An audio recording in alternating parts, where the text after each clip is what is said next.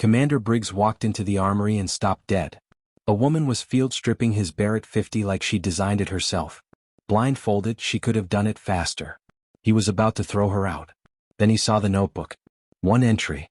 One distance. 3,347 meters. Confirmed. Before you watch full story, comment below from which country are you watching. Don't forget to subscribe. The armory smelled like gun oil and old coffee. Commander Jake Briggs pushed through the door at 0:30, needing to grab his Barrett before the morning briefing. SEAL Team 7 had a mission in 48 hours. High-value target.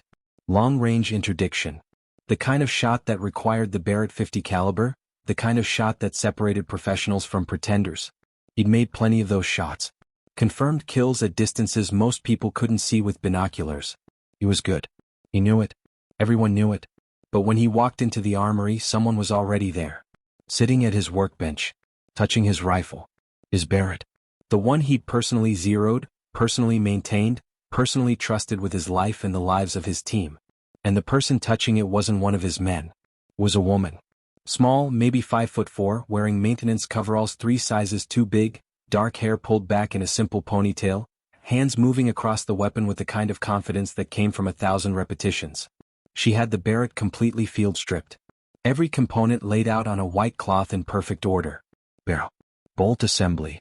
Recoil springs. Trigger group. She was cleaning each piece with a precision that bordered on religious. Slow. Methodical.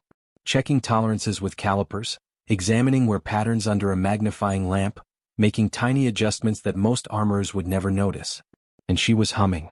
Actually humming some tune he didn't recognize, completely relaxed like she owned the place. Briggs felt his jaw tighten. "Excuse me. Who the hell are you and why are you touching my weapon?" She didn't look up. Didn't stop working.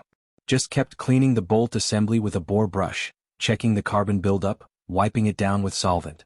"Your weapon has a cracked extractor pin. Noticed it during routine inspection. Replacing it now. Should be done in 5 minutes."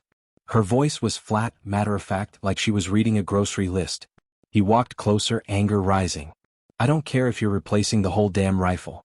You don't touch SEAL equipment without authorization. You don't touch MY equipment without asking. Now put it down and step away before I have MPs escort you out of here." She finally looked up. Dark eyes. Calm. Unnervingly calm. The kind of calm that comes from seeing things that would break most people. "Commander Briggs. SEAL Team 7. 43 confirmed kills. Longest confirmed shot, 1,872 meters. Taliban commander. Hindu Kush Mountains. Wind correction 12.3 minutes of angle. Ballistic calculator said it was impossible. You made it anyway." Briggs froze. "How do you know that?" "That operation was classified. That shot was classified." She went back to cleaning. "I know because I read the after-action report. I read all of them. Every long-range engagement conducted by SEAL teams in the last 15 years. Studying technique. Learning patterns. Your shot in the Hindu Kush was technically impressive, but you got lucky with the wind. It shifted 2 seconds after you fired. Should have missed by 3 feet. Didn't? What?" His anger shifted to something else. Confusion. "Who are you?" She finished reassembling the Barrett. Hands moving faster than he could track. Click, click, click. Every piece falling into place like choreographed dance.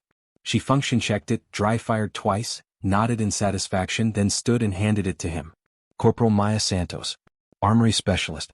Been here 6 months. You've walked past me probably 50 times. Never noticed. Most people don't." She turned to leave. "Wait." Briggs set the rifle down. "You can't just drop information about classified operations and walk away. How do you have access to those reports?"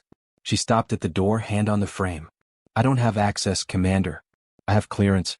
There's a difference." Then she was gone. Boots echoing down the hallway. Disappearing into the pre-dawn darkness like smoke. Briggs stood there trying to process what just happened. He looked at his Barrett. Picked it up. Felt the weight. Checked the action. It was perfect. Better than perfect. The trigger pull was smoother. The bolt cycled like silk. Whatever she'd done, she'd improved it. He noticed something on the workbench. A notebook. Small, worn leather cover. She'd left it behind. Or maybe she'd left it on purpose. He opened it. The pages were filled with data. Range calculations. Wind formulas. Ballistic coefficients. Coriolis effect adjustments. Temperature gradients. Everything you'd need for long-range precision shooting. But one page was different. One page had a single entry. No date. No location. Just numbers. Target distance, 3,347 meters. Atmospheric pressure, 29.87. Temperature, 47 degrees Fahrenheit. Wind, 8 knots quartering left. Bullet, .338 Lapua Magnum, 300 grain. Elevation, 187 minutes of angle. Windage, 23 minutes of angle. Time of flight, 4.7 seconds. Result, confirmed kill. Briggs read it 3 times. 3,347 meters. That was over 2 miles. That was beyond what most people considered possible. The longest confirmed sniper kill in history was 3,540 meters. Made by a Canadian Special Forces operator with a perfect setup, perfect conditions and a team of spotters. And this woman, this armory tech who nobody noticed, claimed she'd made a kill at 3,347 meters. He didn't believe it. Couldn't believe it. Had to be a mistake. Had to be. The morning briefing was tense. SEAL Team 7 gathered in the operations room. 12 men. The best of the best. Operators who'd seen action in every hellhole on the planet. Briggs stood at the front, mission brief on the screen behind him. Target is Hassan Nazari, Iranian weapons dealer. Supplying terrorist networks across 3 continents. Intel says he's hiding in a compound in the Zagros Mountains. Remote location. Heavy security. Our job is to take him out.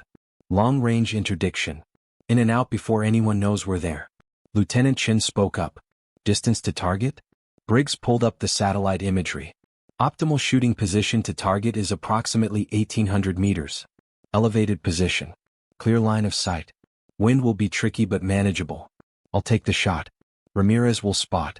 Rest of you provide security and extraction. Questions? Silence. These men had done this before. They knew their jobs. Briggs dismissed the team but stopped Chin on the way out. Do a background check for me. Corporal Maya Santos. Armory specialist assigned to this base. I want to know everything. Service record, training history, clearance level, everything. Chin nodded. Something wrong, sir? Briggs thought about the notebook. About the number. 3,347 meters. Just curious. Do it quietly. 2 hours later Chin came back with a folder. Thin folder. Too thin. Sir, this is strange. Santos's file is mostly redacted. I can see she enlisted 8 years ago. Went through basic. Then nothing. Just black bars across most of her service record. Whatever she did for 6 years is classified above my pay grade. I made some calls. Nobody wants to talk about her. One guy at JSOC hung up on me when I mentioned her name. Briggs opened the folder.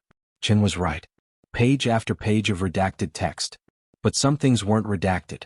Marksmanship scores. All perfect. Sniper school. Graduated top of class. Advanced reconnaissance training. Urban warfare specialist. Mountain warfare specialist.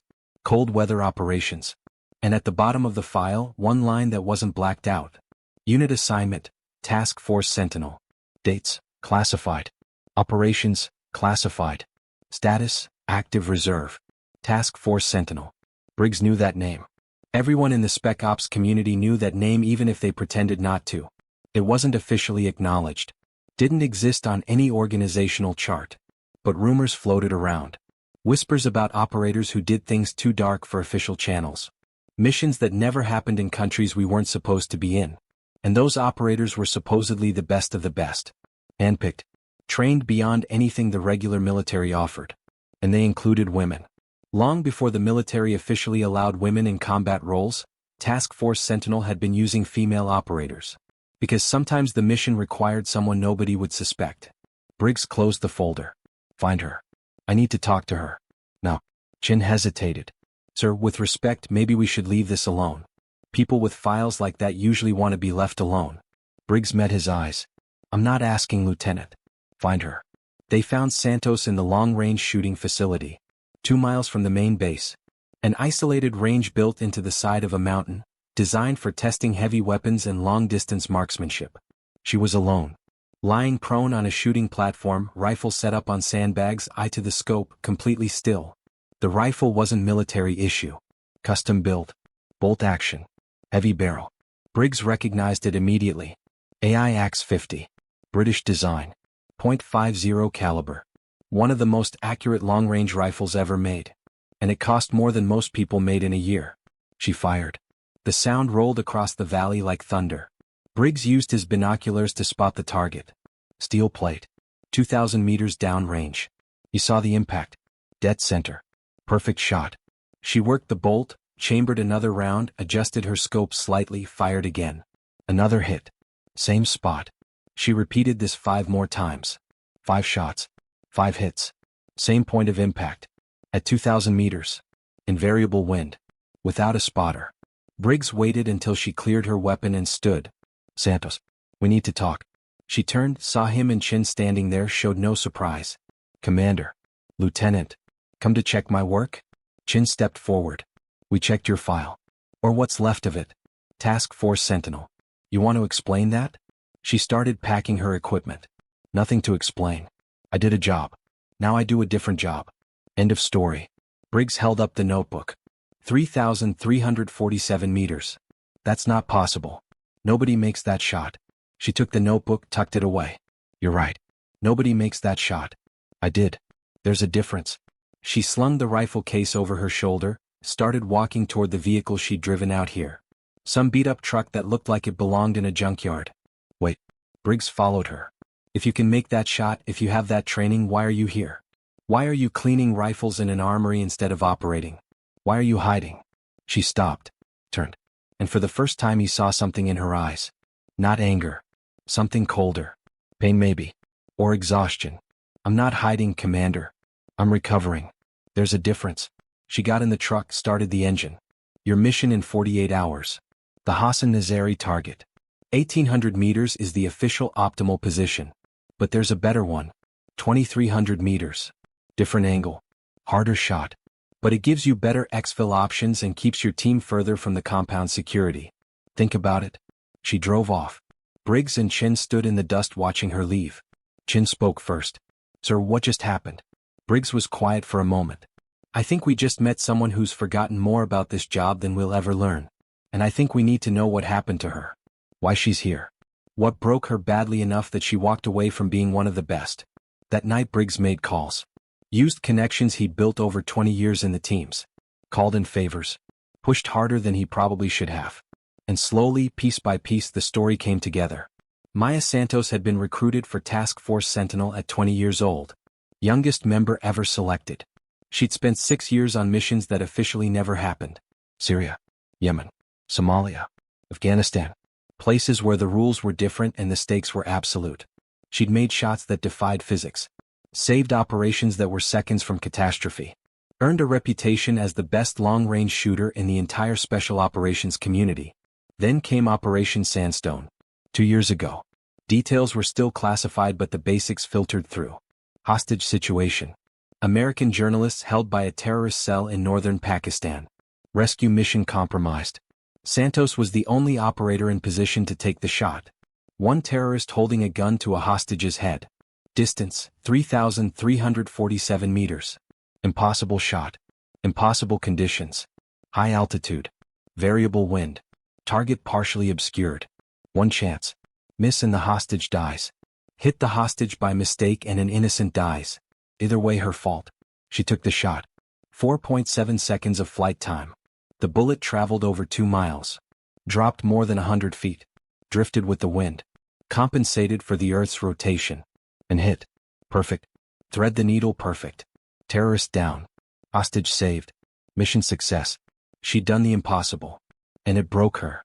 Something about that shot, about the pressure, about the stakes, pushed her past some internal limit. She'd completed the mission. Then she'd requested immediate reassignment. Said she was done. Wouldn't operate again. The military didn't want to lose her, so they'd offered a compromise. Armory specialist. Stay in. Keep your clearance. Maintain readiness. But no more operations. No more shots. She'd agreed. Briggs read the reports until his eyes hurt. Then he went back to the armory. Found Santos working late as usual, cleaning weapons, maintaining equipment, being invisible. He sat down across from her workbench. The Hassan Nazari mission. I want you to take the shot. She didn't look up. Oh, yes. Your shot would be better. Cleaner. Safer for my team. She set down the rifle she was cleaning. I don't do that anymore, Commander. I told you. I'm recovering. From what? From being too good at killing people? From making impossible shots? She finally looked at him. From caring too much about making impossible shots. You don't understand.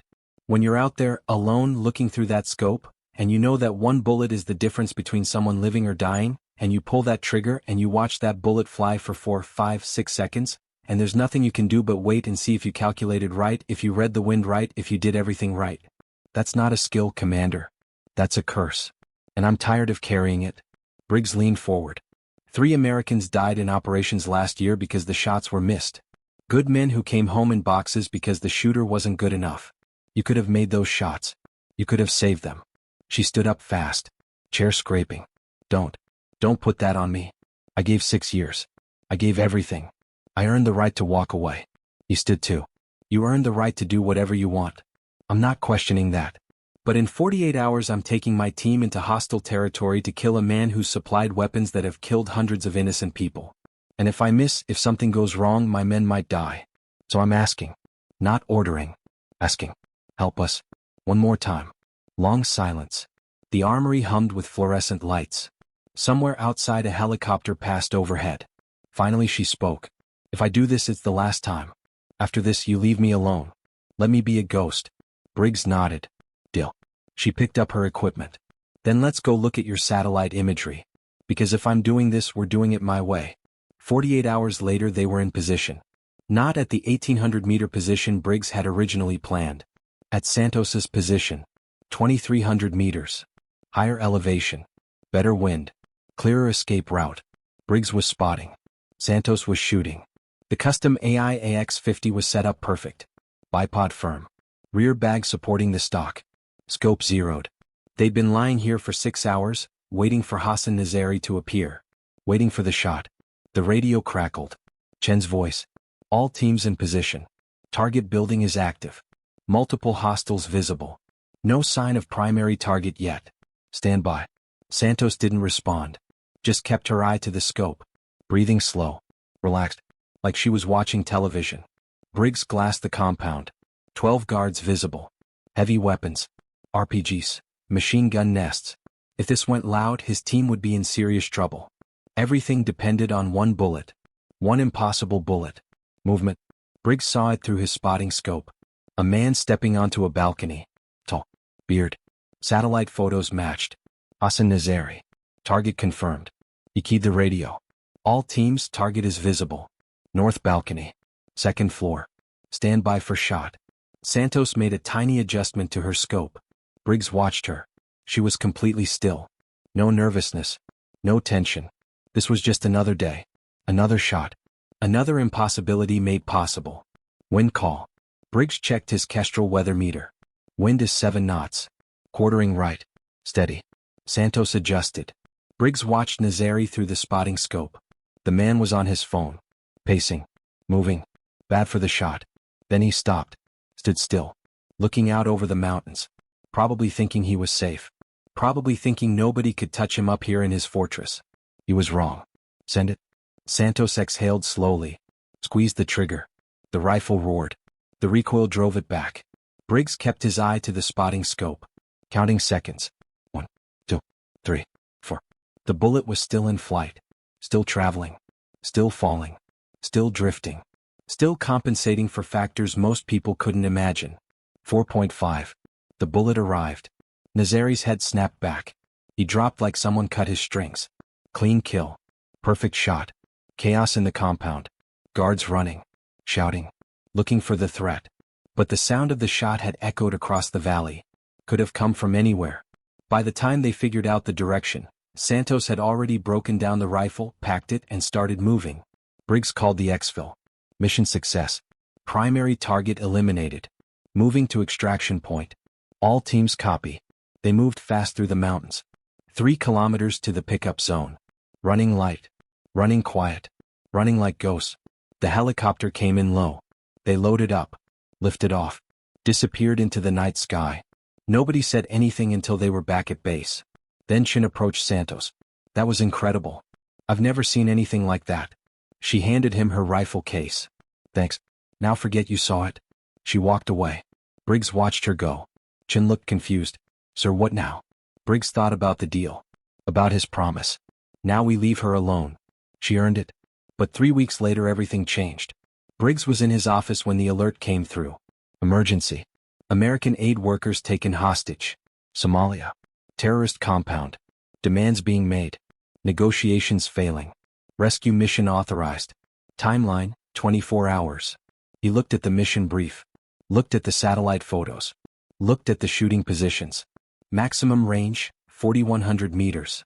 Over 2.5 miles. Impossible shot. Nobody could make it. Nobody except maybe one person. He found Santos in the armory. She saw his face and shook her head. No, don't even ask. He set down the mission brief. 4 aid workers. Teachers. Medical staff. Good people trying to help. They'll be executed if we don't act. She kept cleaning the weapon in her hands. Send your team. Do what you can. I'm out. Remember. He moved closer. The shooting position is over 4,000 meters. I can't make that shot. None of my guys can make that shot. Maybe nobody can make that shot. But if anyone can, it's you. She set down the weapon. Art. You promised. You said one more time. That was it. I kept my deal. I know. I'm not ordering you. I can't order you. You don't work for me. You work in an armory. You're a tech. You're safe. You're out. But those people aren't safe. And they don't have anyone else. She stood. Walked to the window. Stared out at nothing. Why does it always come back to this? Why is it always one more shot, one more mission, one more impossible thing that only I can do? Briggs didn't have an answer. Sometimes the world isn't fair. Sometimes the burden falls on the people least able to carry it anymore. And sometimes they carry it anyway because nobody else can. She turned around. Her eyes were red. If I do this, if I make this shot, you don't come back. Not for the next crisis. Not for the next emergency. Not for anything. I disappear. Completely. New assignment. New base. New name if necessary. I vanish and you don't look for me. Agreed? He nodded. Agreed. She grabbed her rifle case. Then let's go save some teachers. The mission was a nightmare. Hostile territory. No support. No backup. Just Santos, Briggs spotting, and Chin providing security. They inserted at night. Moved 15 kilometers through enemy territory to reach the shooting position. Set up on a ridge overlooking the compound. Distance to target, 4,100 meters. Santos set up the rifle. Check. Recheck. The conditions were terrible. Wind gusting. Temperature dropping. Humidity changing. This wasn't just an impossible shot. This was a shot that violated the laws of probability. Target appeared. Terrorist commander. Standing in a courtyard. Gun to a hostage's head. Making demands over a satellite phone. The other hostages were visible. Kneeling. Hands bound. Minutes from execution. Santos looked through her scope. Did calculations in her head. Made adjustments. Briggs gave her the wind call. Gusting 12 to 15 knots. Variable direction. She adjusted again. This is insane. The bullet will be in flight for 6 seconds. Anything could change. Wind could shift. Target could move. I could miscalculate by a fraction and hit the hostage. Briggs watched the scene through his spotting scope. Then don't miscalculate. She lined up the shot. Breathed. Waited for a break in the wind. Waited for the moment. And took it. The rifle fired. The bullet left at over 2,800 feet per second. Briggs counted. 1, 2, 3, 4, 5, 6. Impact. The terrorists had exploded. He dropped. The hostages scattered. Chin called in the rescue team. They'd been staged 2 kilometers away. They hit the compound fast. Grabbed the hostages. Extracted before the guards could organize. Mission success. 4 lives saved. 1 impossible shot made possible by someone who'd made impossible shots so many times it had broken her. They extracted clean. Back to base. Debriefing. Congratulations. Santos wasn't there for any of it. By the time Briggs got back to the armory, she was gone. Transferred. Orders already cut. New assignment. Classified location. Chin found him later. Sir, Santos left this for you. He handed over an envelope. Briggs opened it. Inside was the notebook. The one with the shot data. The one with 3,347 meters written inside.